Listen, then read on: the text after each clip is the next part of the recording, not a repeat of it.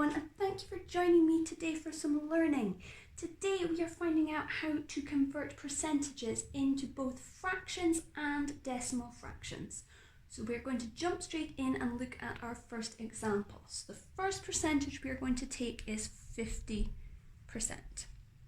We're going to turn it into a fraction first of all, and to do this we just remember that the percentage becomes the numerator and the denominator is 100.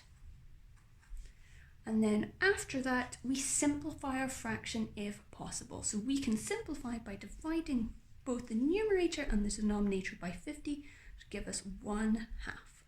So 50% becomes 50 over 100, 50 out of 100. The numerator is 50, the same as our percentage. The denominator is 100. And then we simplify to get 1/2. To turn our 50% into a decimal fraction, all we have to do is divide by 100. So 50 divided by 100, when we divide by 100, the digits move down 2 place values or go 2 place values to the right, and that would give us 0.5.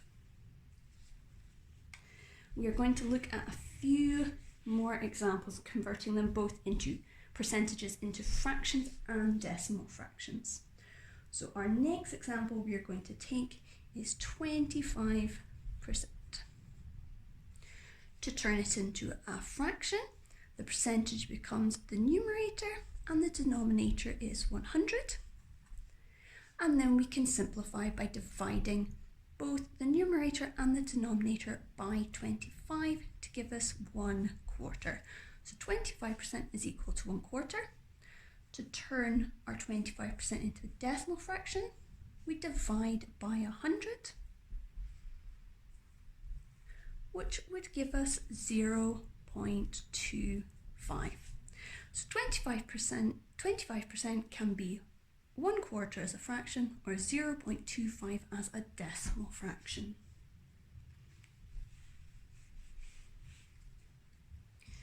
The next one we're going to have a look at is 12.5% or 12.5%.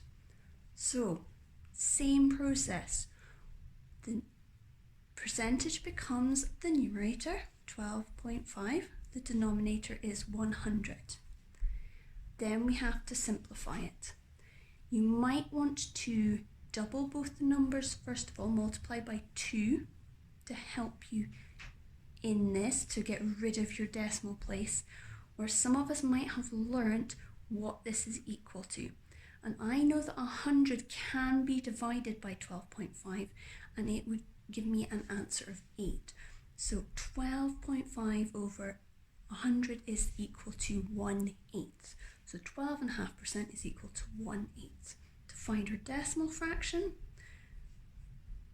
we divide by 100 and that would give us 0.125. So an 8 is equal to 12.5% and that's equal to 0.125. These are equivalent ways of showing the same amount. Our final example we are going to look at is going to be a little bit trickier, and we're going to look at 120%.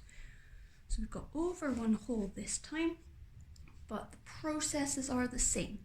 So to turn it into a fraction, the percentage becomes the numerator, the denominator is 100, and then we can simplify. Now I know I can simplify this by dividing the numerator and the denominator by 20, but you could always start by dividing by 10 or dividing by 2, whichever way you feel is the easiest, and then keep simplifying till you get to the simplest form.